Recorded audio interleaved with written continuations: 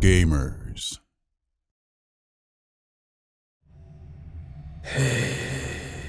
Aren't zombies great? I mean, all they do is hate.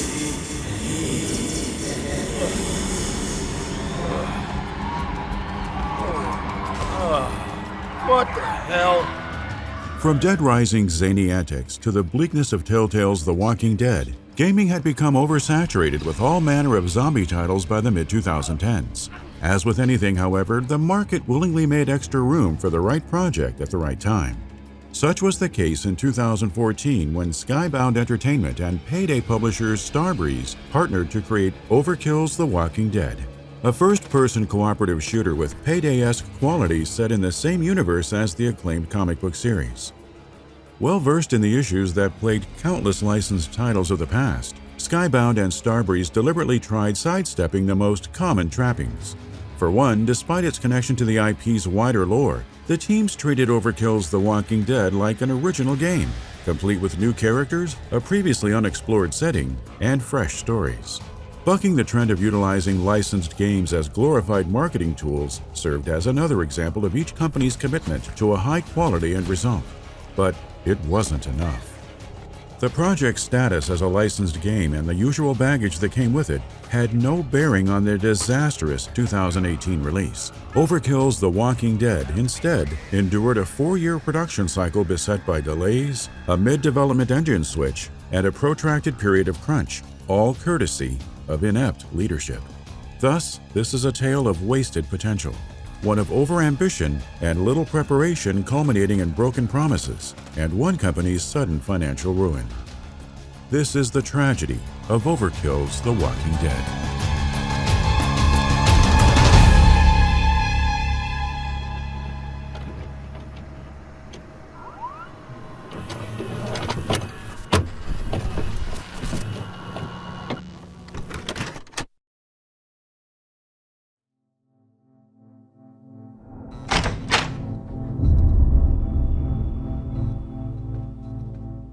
Already an award-winning comic series, The Walking Dead's popularity skyrocketed in 2010 with the advent of AMC's The Walking Dead, the TV series that laid the groundwork for a multimedia empire ripe with TV spin-offs, merchandise, and of course, video games.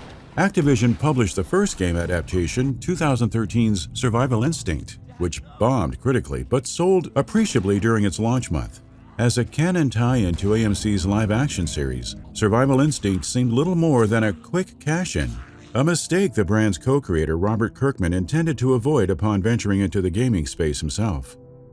When Kirkman's Skybound Entertainment set off in search of partners to expand the IP's footprint in interactive media, the group had several visions in mind, all driven by a desire for narratives based in the comics universe. On one hand, Skybound fostered a relationship with Telltale Games to craft episodic adventures.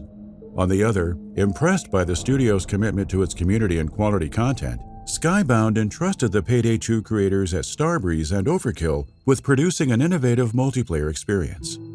Skybound and Starbreeze unveiled their partnership in August 2014, teasing Overkill's The Walking Dead with a haunting teaser trailer that painted a grim picture of the perspective tone. Kirkman appeared in the video's final moments to formally announce the shooter, promising it would represent the co-op game all Walking Dead fans had long been awaiting. With full creative control at their fingertips, Starbreeze and Overkill aimed to deliver a compelling story that remained faithful to Kirkman's gruesome storytelling.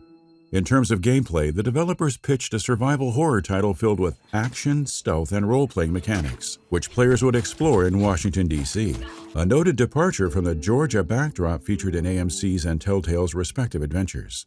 Global brand director Almir Listo told Games Radar the Washington setting invited the examination of questions regarding the U.S. government's outbreak response. It also allowed Overkill to tread its own path in the Walking Dead saga.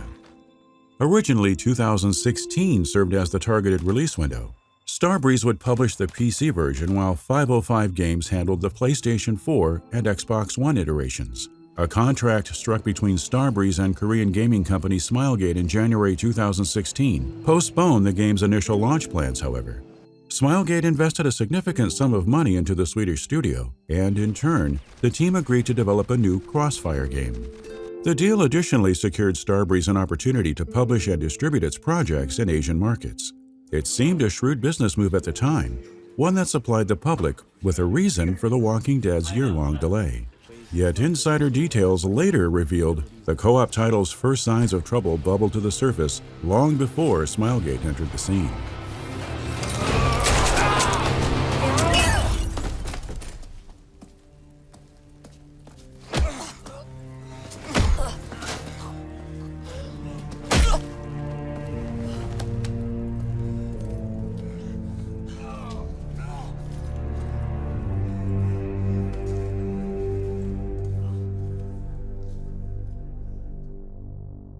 Starbreeze's internal issues allegedly date back to a period before the rise of Payday.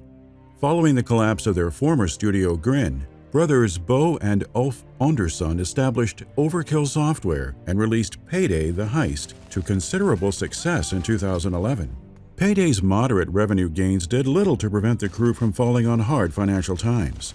As a result, the brothers partnered with fellow Swedish firm Starbreeze, which itself entered dire straits in 2012 due to the tumultuous production cycle behind EA's Syndicate.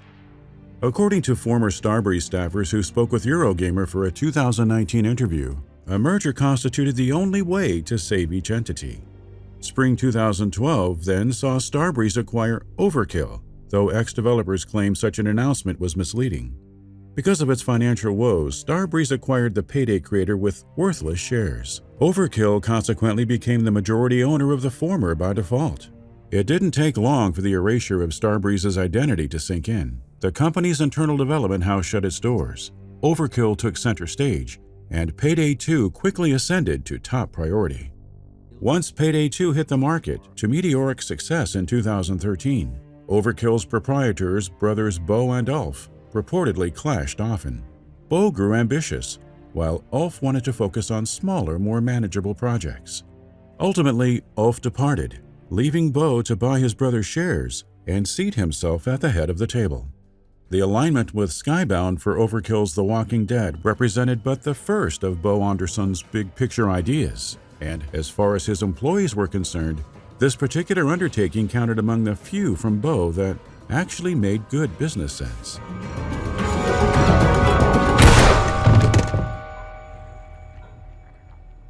In the months following The Walking Dead's August 2014 unveiling, Bo pursued a wide variety of endeavors within the industry. For example, Starbreeze signed publishing deals for Dead by Daylight, Psychonauts 2, and System Shock 3, positioning itself as a boutique publisher. Though Dead by Daylight performed incredibly well, more puzzling decisions, such as investing $8 million in Payday 2 competitor Raid World War II, cost the company millions of dollars on the back end. Bo's multi-million-dollar investment in various virtual reality ventures similarly ended on a sour note.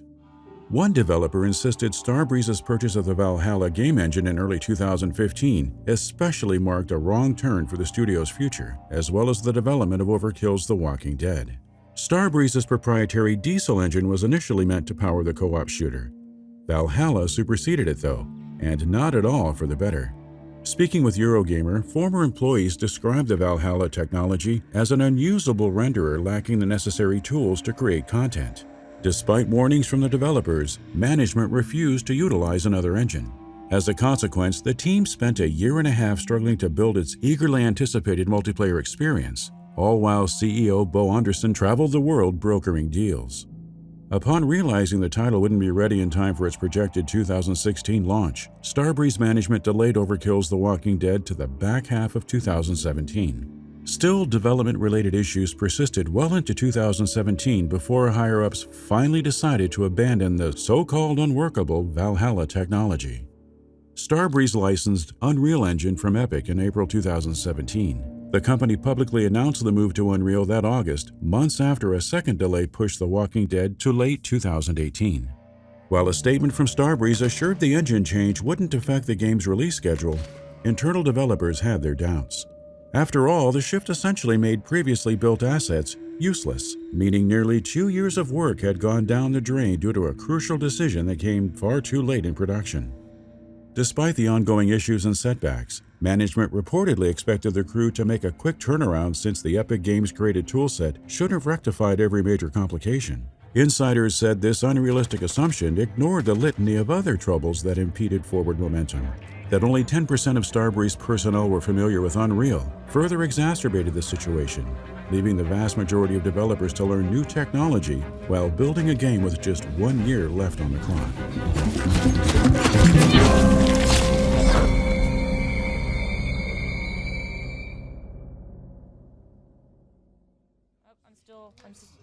Oh God. No, they didn't give me anything. There's a zombie breaking through right next to me, but they wheeled me away. It's okay.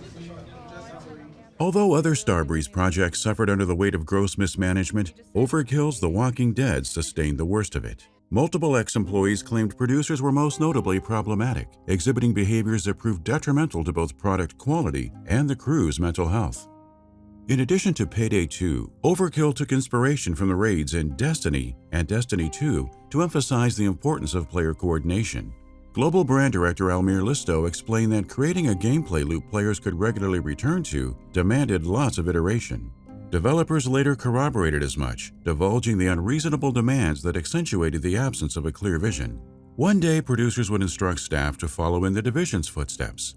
Days later, Dying Light or Far Cry would provide the blueprint, all based on what leads had recently played. Unsurprisingly, the group struggled amid the onslaught of constant changes. Such incompetence also bled into purposefully misleading feedback. After press played the first gameplay demo for Overkill's The Walking Dead at E3 2018, Starbreeze producers supposedly shared anecdotes about how much the playable demo resonated with people. Developers soon thereafter stumbled across the media's mixed response online, and upon questioning their superiors, were told to ignore negative criticism. It was poor advice to impart to a team that already believed its project would fail. But these missteps paled in comparison to the horrible crunch Starbreeze subjected its developers to throughout the last several months of production. According to former employees, crunch entered the equation in early 2018 when management realized Overkill's The Walking Dead would miss its due date. To avoid yet another delay, higher-ups asked staff to work more hours. Various incentives were added piecemeal, but the pressure piled on as the fall 2018 release drew near. Leads prompted staff to work overtime in the evenings and on weekends, sometimes resulting in 100-hour work weeks where engineers and programmers slept in the office. And even those who finished their tasks on time were swiftly assigned more. The working conditions throughout the final year debilitated morale and mental health. One person claimed they fainted after 3 days of an overly intense workload. Others said the stress made them physically ill. Though Starbreeze provided private health care, which allowed personnel to attend free sessions with psychiatrists, the need to see professionals because of work-induced stress certainly constituted a failure on the part of leadership. Strangely, despite the mandated overtime, said leadership never attempted to address the game's actual problems. Overkill's The Walking Dead suffered for it mightily upon release.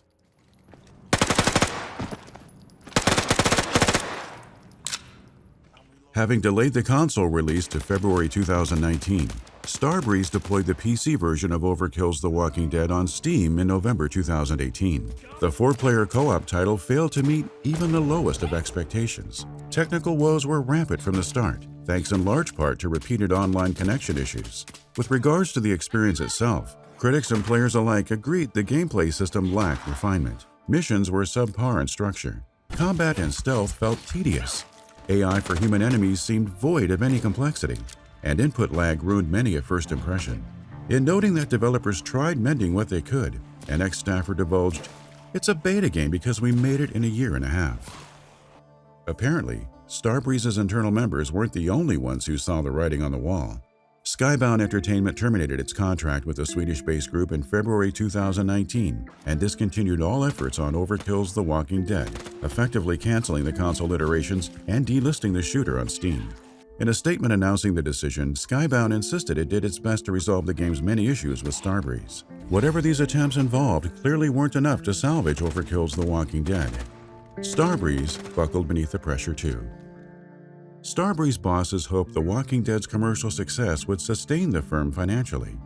Instead, the title's failure tanked their stocks. From there, a succession of bad news broke throughout late 2018 and early 2019. The board of directors ousted Bo Anderson. Authorities investigated Anderson and another executive for insider trading. and it did not take long for the former CEO to blame The Walking Dead's pitiful state and his misfortunes on developers. But the tragedy that befell Overkill's The Walking Dead was not the fault of folks who were down in the trenches. Those who long tried to make do with inadequate technology cared. Those who endured undue stress to meet unreasonable deadlines cared. In this case, like far too many others, it appears uncorrected errors in leadership laid waste to what could have been a unique experience.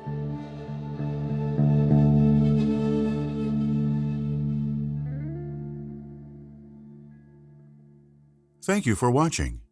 We'd like to take this time to thank, by name, the generous patrons who have pledged to our Hall of Fame reward tier: Caleb Shishkevich, Fernando Lopez Ojeda, Maktoum Saeed Al Maktoum, and those currently subscribed to our producer reward tier: Darirab Sigurdsson, EmuMovies.com, Lame Game Man, Milkshake, Schizo Lingvo. If you enjoy our content, please consider subscribing to our channel and backing us on Patreon.